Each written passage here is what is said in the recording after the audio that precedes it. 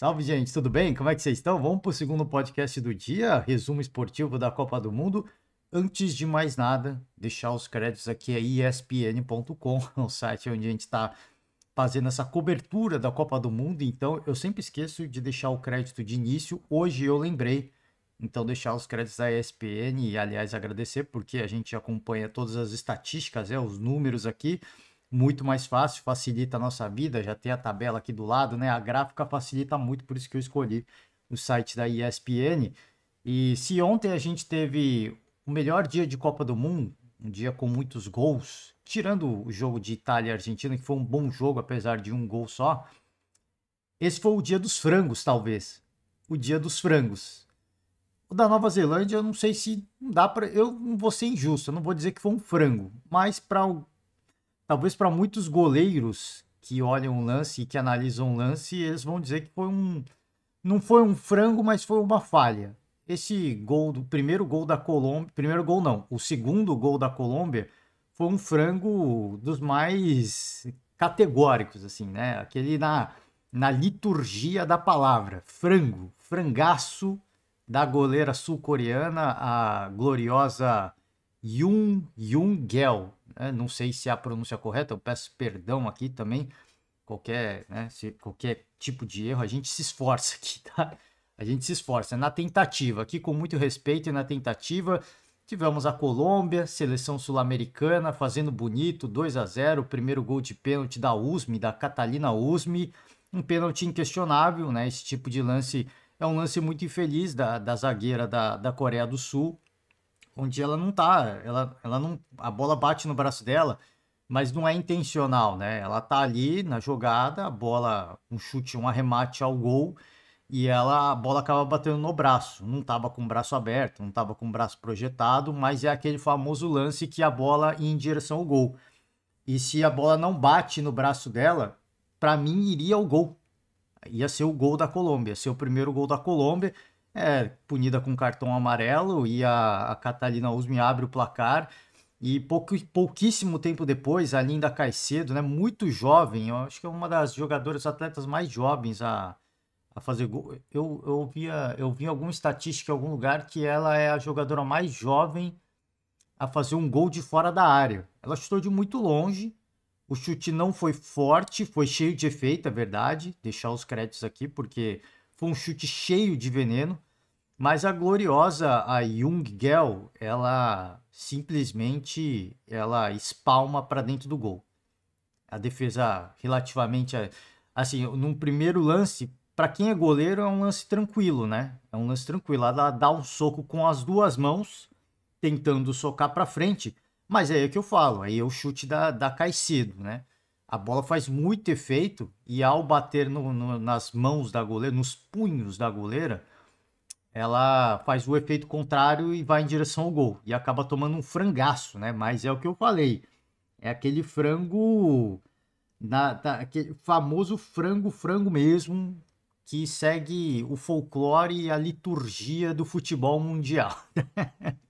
Com todo respeito, a Coreia do Sul acaba tomando o primeiro gol quando eu acho que estava até melhor na partida. A Coreia começou muito bem, um time que em dados momentos mostrou lapsos de uma equipe bem organizada. No segundo tempo também até tentou por alguns minutos contestar alguma coisa, buscar até um gol para minimizar, mas a Colômbia foi melhor de uma forma geral. Acho que a Colômbia se aproveitou muito bem, jogadoras habilidosas, elas chutam de fora da área. Isso que eu até falava da Argentina, da seleção argentina, uma seleção de um excelente, assim, de uma excelente qualidade técnica, muito bom passe, mas pecou nesse aspecto de chutar de fora da área.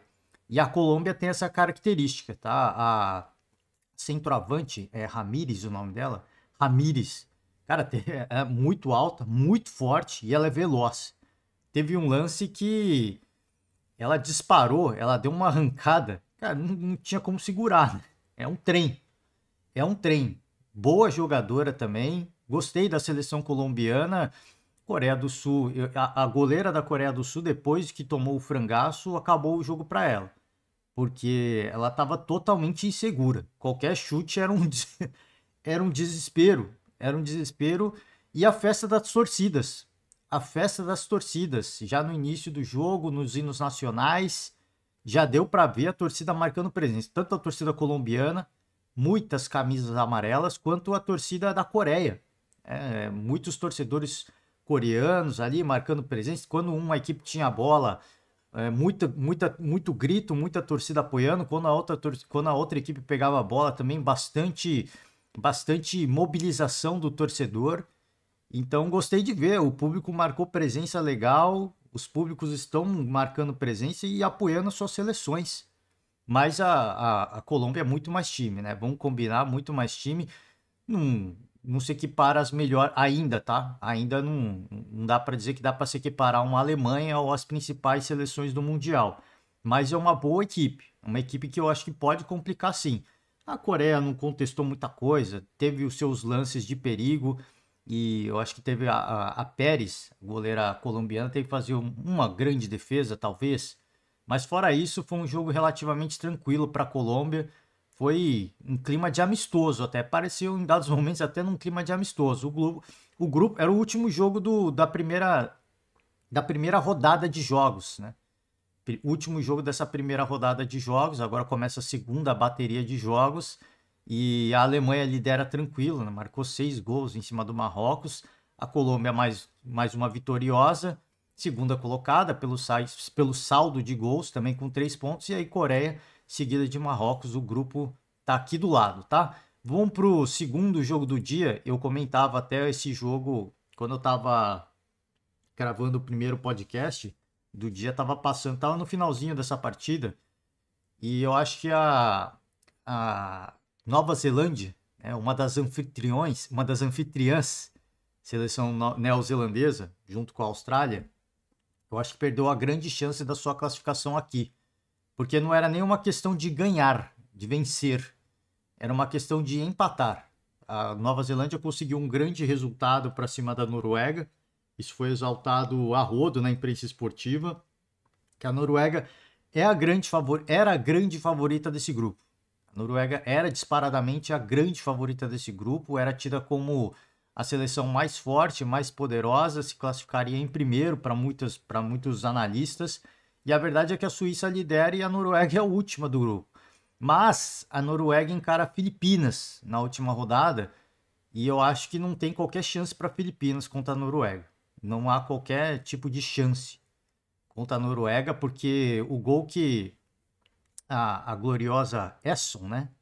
Esson, tem o nome inteiro dela aqui, é Victoria Esson. Ela foi um lance complicado, difícil, foi no puro reflexo, ela até chega a dar uma espalmada no primeiro tempo, só que aí a bola acaba vazando e acaba entrando no gol.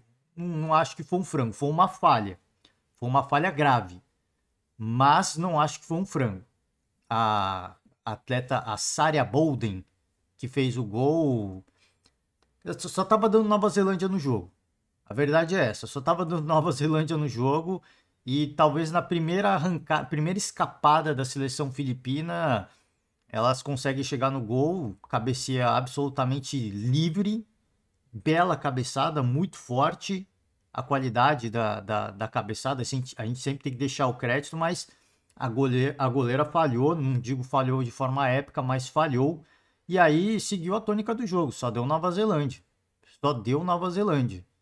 Buscou, lutou, brigou, mas não deu. Eu acho que, e eu até comentava no primeiro podcast, a Nova Zelândia chega até o gol de igualdade já lá no final do segundo tempo, e eu acho que foi sacaneado. A arbitragem sacaneou com a Nova Zelândia. Sem brincadeira, eu não vou exibir as imagens da computação gráfica lá, né? Porque na Copa do Mundo a tecnologia é diferente. Eles traçam lá os bonecos 3D, né? Para mostrar a linha de impedimento. Cara, o ombro da Wilkinson, né? Wilson, que é a centroavante da Nova Zelândia. Baita jogador essa Wilson, hein? Muita presença de área, muita movimentação, gostei de ver. Inclusive, antes desse gol, a Hand, que faz a dupla de ataque com a Wilson, ela chegou a fazer acertou até a trave, né? Um lançamento, uma infiltração ali para ela chuta de primeira, bate na trave.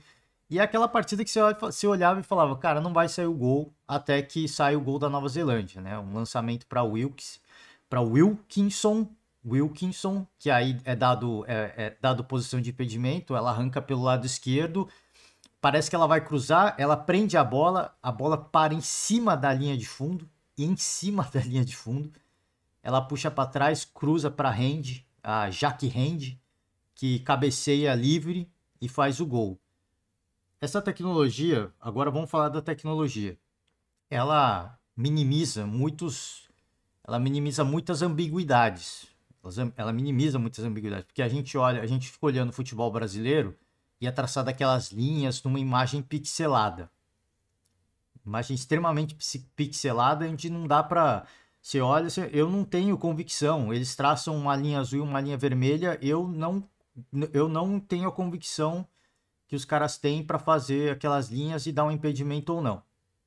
O impedimento da Wilkinson, para mim, eu acho que é um lance que deveria gerar questionamentos e que deveria ser discutido pela comunidade futebolística. Porque não é aqui querendo tirar o mérito da Filipinas, até porque foi uma bela festa. Foi uma festa muito bonita, porque é a primeira vitória da seleção filipina na história das Copas. Eu sempre falo aqui, eu gosto dos azarões. Eu gosto de uma novidade, de algo diferente, porque a Copa do Mundo ela protagoniza isso, né? A Copa do Mundo traz isso, a festa do torcedor. Tinha muitos torcedores filipinos lá, foi muito bonito. Muito bonito. Tem a dona da casa, que dispensa comentário, vai ter torcida de sobra, mas os torcedores filipinos rivalizavam. O barulho que eles fizeram, a comemoração, cara, a extravasada, assim, quando a Sarina Bolden faz o gol, cara, é uma emoção incontida, assim, é de ficar arrepiado mesmo. É de ficar arrepiado mesmo, porque você vê que elas estão fazendo história. Elas estão fazendo história, mas isso deixado de lado, a gente tem que falar do que aconteceu desse impedimento da Wilkinson. E eu acho que, para mim, esse tipo de lance ele tem que ser discutido. Porque é dado um impedimento, o ombro dela tá segundo o 3D ali, porque na imagem normal, para mim, não tem impedimento, né? Até na hora que dá impedimento, eles mostram depois a imagem da computação gráfica. Eles apenas mostram no telão, inclusive a torcida neozelandesa vaiou muito, e eu falei, cara, eu não estou vendo o impedimento. É aquele típico lance que aconteceu recentemente no jogo do Atlético Mineiro, né, do Allan Kardec, teve do Gabigol antes disso, o impedimento do Gabigol, que você olha na imagem, e a imagem da TV é uma imagem diagonal, não dá para ver impedimento, não dá para ter a mínima convicção. Quando eles lançam a imagem do VAR, da computação gráfica, onde tem os bonecos 3D, mostra que o ombro da Wilkinson tá um pouquinho à frente. Um pouquinho, tá? Um pouquinho, questão assim de 2 dedos. Qualquer tecnologia do planeta, qualquer tecnologia, tá? Qualquer tecnologia. Não adianta a gente ficar aqui falando que a tecnologia ela é 100% confiável. Não. Qualquer tecnologia do planeta, ela está sujeita a falhas e em virtude das falhas, ela tem uma margem de erro. Tudo na nossa vida, na questão assim, você vai comprar um celular, você vai comprar um iPhone, tem uma margem de erro. Eles falam assim, a bateria dura tantas horas por dia, só que eles falam, a bateria dura em média de tantas a tantas horas por dia. Por quê? Porque tem uma série de fatores e existe uma margem de erro. Você pode ter pego a melhor bateria disponível no estoque, como você pode ter pego uma bateria que foi mal confeccionada e ela vai durar menos. A mesma coisa a memória, né? O celular não sobrecarrega ou demora para sobrecarregar, suporta não sei quantos aplicativos abertos e tudo mais. Existe uma margem de erro. Existe uma margem de erro. Então, tudo que é tecnologia desse mundo tem uma margem de erro. Num jogo de futebol, onde está na correria, eu não sei quais são os pontos de análise das atletas em campo, eu não sei como é captado esses movimentos, então o VAR, essa tecnologia do impedimento, tem uma margem de erro. E, cara, você pode usar o argumento que for. Essa imagem do impedimento da Wilkinson, para mim, não convence que está dentro da margem de erro. Não me convence. Então, por isso que eu falo assim, esse tipo de lance tem que ser discutido. Tem que ser discutido, não, tem que ser debatido. Porque impedimento houve. Você olha lá, tá mostrando, a imagem tá mostrando, tá, mas Ali é um desenho 3D do que os sensores captaram, mas o quão precisos são os sensores? Eles estavam, como que estava a calibragem dos sensores? Eles são 100% confiáveis? Qual que é a margem de erro? Esse é o ponto que eu quero chegar, né? Assim, num impedimento de ombro milimétrico, ali é realmente milimétrico. Não me convence, cara. Assim, eu achei que a Nova Zelândia foi prejudicada nesse lance, tá? É óbvio que eles têm que se basear na tecnologia, mas a tecnologia por si só, ela tem que injetar uma margem de erro. E em lances como esse, eu acho que tem que dar a mesma linha. A gente até fala do futebol brasileiro, o futebol é sobre gol. O torcedor vai ao estádio para ver gol. É óbvio que assim, não é desmerecendo volantes, zagueiras, goleiras, pessoal que trabalha na segurança dos estádios, mas o torcedor que vai a um segurança, pessoal da limpeza, da organização, todo mundo envolvido. Todo mundo envolvido. Não é desmerecendo e tirando esse profissional do fator futebol. Mas o torcedor que vai ao estádio vai para ver gol. Então eu acho que para algumas situações o gol tem que ser favorecido, o espetáculo tem que ser favorecido. Fora a goleira da Filipinas, a gloriosa McDaniel, Olivia McDaniel, cara, ela foi gigante. Ela foi gigante. Em 2 lances, pelo menos, ela foi gigantesca. Mas ela cozinhou o segundo tempo inteiro. E ela não tomou cartão. Então, assim, a arbitragem também achei que foi fraca nesse sentido. Cada defesa, ela deitava no chão, ela cozinhava o jogo. Óbvio que, assim, ela claramente estava contando o tempo que ela tinha à disposição para retomar a bola. Mas ela estava claramente cozinhando o jogo. Eu acho que a árbitra, pelo menos, não precisava ter dado cartão, mas ela precisava ter dado uma enquadrada. Olha, o jogo é para correr, não é para você ficar segurando, né? Porque o torcedor é uma Copa do Mundo. Você tem que priorizar o espetáculo. Você tem que priorizar o jogo e as regras do jogo, mas você também tem que ter a sensibilidade do espetáculo, né? Até porque é a dona da casa. Não estou dizendo que tem que favorecer a dona da casa. Estou falando assim, os torcedores estão vindo aqui, o futebol não é tradição desse país, eles estão comparecendo para ver um espetáculo. Então, se você vai priorizar o antijogo, não digo que ela tem que tomar um cartão, porque ela estava dentro dos limites. Mas eu digo assim, de chegar e falar, olha, vamos agilizar isso aí. Porque senão, né, eu acho que faltou um pouco disso. Acho que faltou um pouco disso. Mas, de uma forma geral, falando da festa em si, uma baita festa, cara. A gente tem que falar do componente do jogo, que eu concordo e não concordo, mas a festa em si foi algo espetacular, gente. Aí eu vou pro lado folclórico, eu vou pro lado do torcedor. Foi algo, assim, histórico, foi impressionante.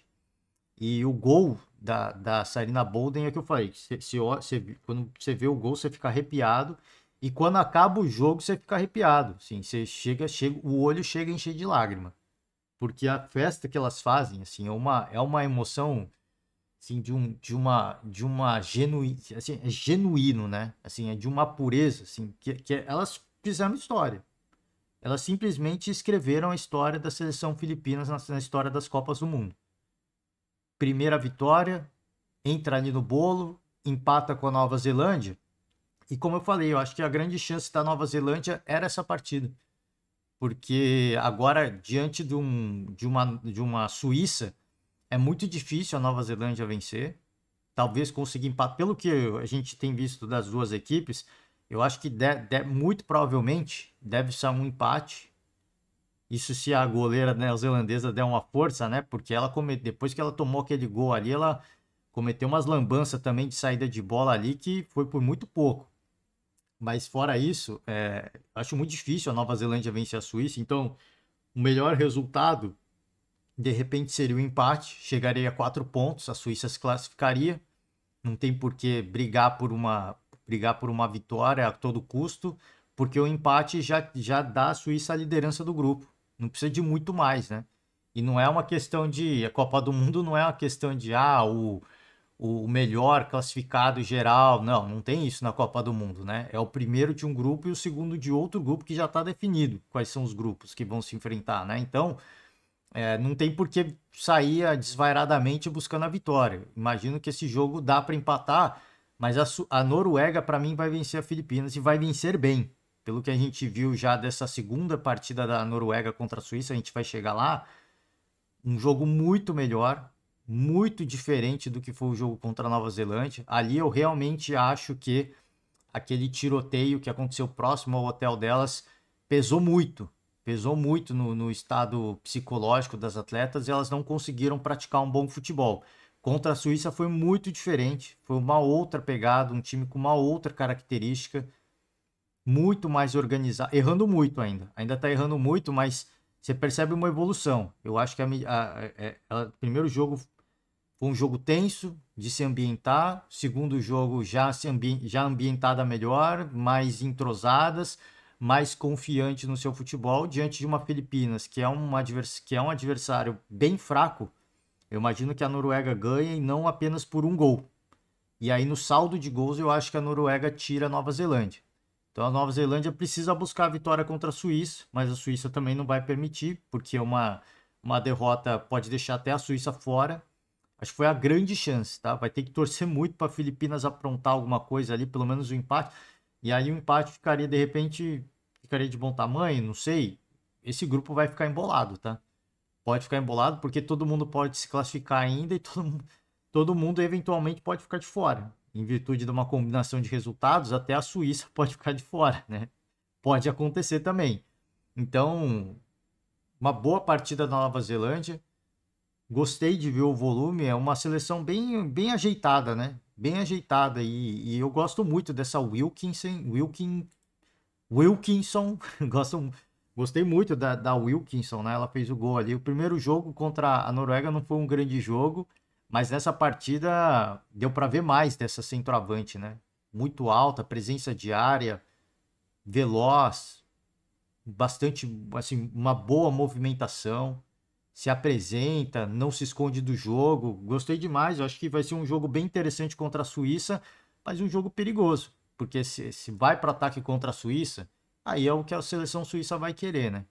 Aí vai se deleitar e se deixar a retaguarda aberta, e não é uma super defesa, que a gente pode dizer assim, a Suíça vai se aproveitar dessas fragilidades. Então vai ser um jogo bem estratégico, vai ser bem difícil para a Nova Zelândia, mas foi um bom jogo da Nova Zelândia, acabou perdendo aquelas coisas do futebol, aquelas coisas mágicas do futebol, né? O futebol não é sobre eficiência. O futebol não é só sobre eficiência, né? Não é apenas sobre eficiência. O futebol é também sobre ser valente, ser guerreiro, sobre ter fé, sobre ser resiliente. E nesses quesitos, a seleção filipina não deveu em nada. Já desde o primeiro jogo contra a Suíça e nesse jogo contra a Nova Zelândia também.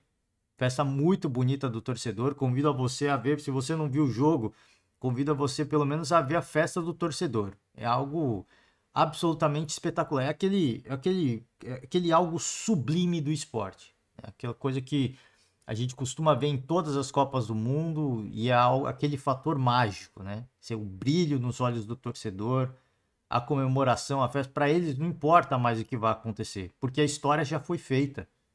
Não importa, é óbvio que eles vão torcer por uma classificação, mas não importa mais o que aconteça daqui para frente. E joga até mais leve, né? E joga até mais leve, porque, poxa, a gente conseguiu a primeira vitória e agora é curtir, porque a história tá feita. Agora ninguém tira isso, né? É aquela coisa, ninguém tira isso da gente. Eu tava vendo antes da Copa começar, eu tava vendo alguns vídeos, né? Eles fizeram alguns conteúdos com algumas jogadoras e eu esqueci quem foi a atleta norte-americana que ela tava falando sobre Copa do Mundo. E ela falou, cara, essa é uma parada que ninguém tira da gente. Assim, o glamour, tem o dinheiro, tudo mais, beleza. Mas o título da Copa do Mundo ninguém tira da gente. Isso aqui é algo que está na história, né?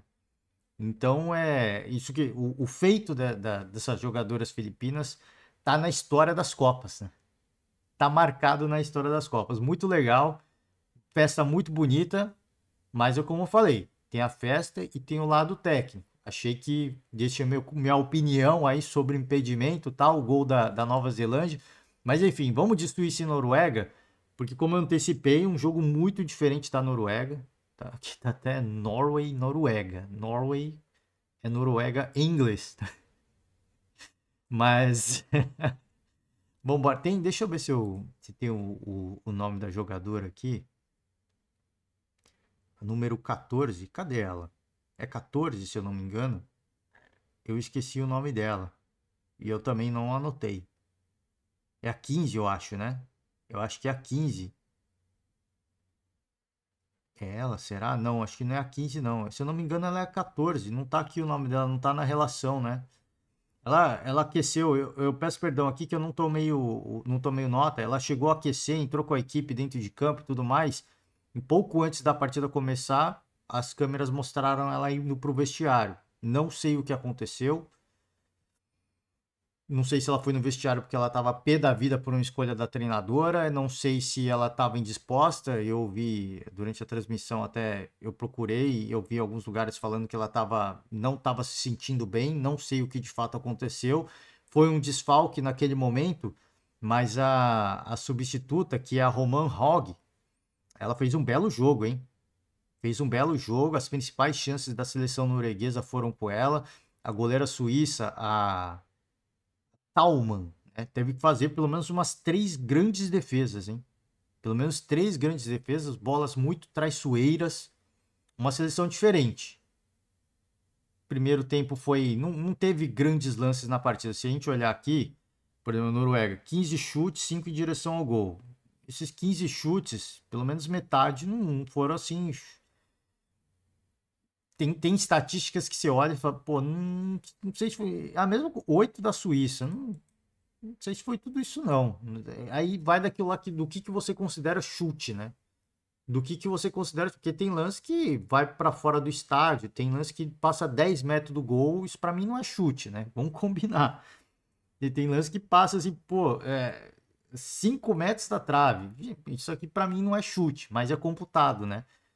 A estatística aqui para mim tá até alta pro que foi o jogo. Foi um jogo bastante disputado, bastante estudado. Achei que a Noruega jogou bem melhor que a Suíça, assim, de forma organizada, fazendo algumas tabelinhas, errando muito também. Ainda está um pouco insegura essa seleção norueguesa, mas as principais oportunidades de gol aí a Thalmann teve que brilhar, né? Ela teve que fazer o papel dela. E em um dado momento do segundo tempo, a Suíça cresceu, já metade do segundo tempo para o final, a Suíça deu uma crescida no jogo, né, encontrou ali um bom momento, se aproveitou daquele bom momento, deu um susto na seleção norueguesa, que ali, porque se a Suíça ganha, acabou o Mundial para a Noruega, né? O empate deixa ainda tudo vivo. E a vitória daria à Suíça a classificação antecipada. Mas foi um belo jogo, foi um bom jogo tecnicamente falando, não teve grandes oportunidades e nada assim exuberante. Tava chovendo muito, gramado molhado, né, escorregadio, então assim, você consegue praticar um bom futebol até um certo limite, né? Até um certo ponto. Mas eu gostei do jogo, assim, tecnicamente, duas equipes muito técnicas.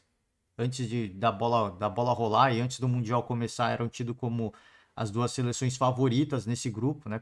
Em virtude até do próprio ranking das duas seleções. Então, as duas mais bem ranqueadas, né? Então eu vejo três seleções jogando um futebol bastante interessante nesse grupo. A Suíça, a Nova Zelândia e a Noruega. A Filipinas é azarona, elas são muito resilientes, jogam por uma bola. E até no jogo contra a Suíça, a Filipinas chegou a abrir o placar quando estava 0-0. Só que o lance estava impedido. Estava impedido, mas chegou a abrir o placar. E 4 seleções bastante perigosas, mas 3 eu acho que estão praticando um futebol melhor.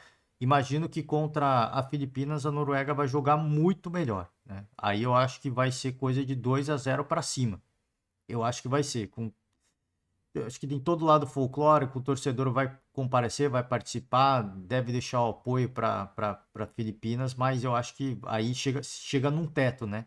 Chega num limite. Fica evidente nessa partida a qualidade técnica da Noruega, porque no primeiro jogo contra a Nova Zelândia, talvez para quem viu, ficava aquela impressão de que essa seleção não é tudo isso. Passou essa impressão, muitos erros, né? E não foi só muitos erros da Noruega, a Nova Zelândia também. Muitos erros, muito nervosismo, mas errando passes o tempo inteiro. Com tudo que elas tentavam, elas erravam um passe. A jogada acabava porque erravam um passe. Esse jogo foi diferente. Eu acho que houveram muitos erros de ambos os lados por conta do próprio gramado também, muito molhado, então a bola corria demais, escorregava, passava um pouco do ponto da bola, ou passava, ou não chegava no ponto da bola, né? Enfim, uma seleção bem diferente já, uma outra cara. Achei que a Noruega, inclusive comparado com a Suíça, ela é mais time, tecnicamente falando, tá? As jogadoras são mais técnicas, o comportamento tático e a visão de jogo, explorar os espaços certos, os momentos certos e a forma como se defende em situações difíceis, mostrou para mim que é mais time que a Suíça, aparentemente, tá? Aparentemente, só por esse jogo, né? Também, só por esse jogo. Eu, sinceramente, honestamente, eu vou muito no que os comentaristas falam, porque eu não acompanho, né? Eu não acompanho as seleções. Eu sei que a Noruega é uma baita seleção, pelo que falam, mas eu nunca vi jogando. E nessa partida, para mim, se comprovou tudo o que todo mundo vinha falando, que a Noruega era a grande favorita do grupo, que é a seleção mais forte.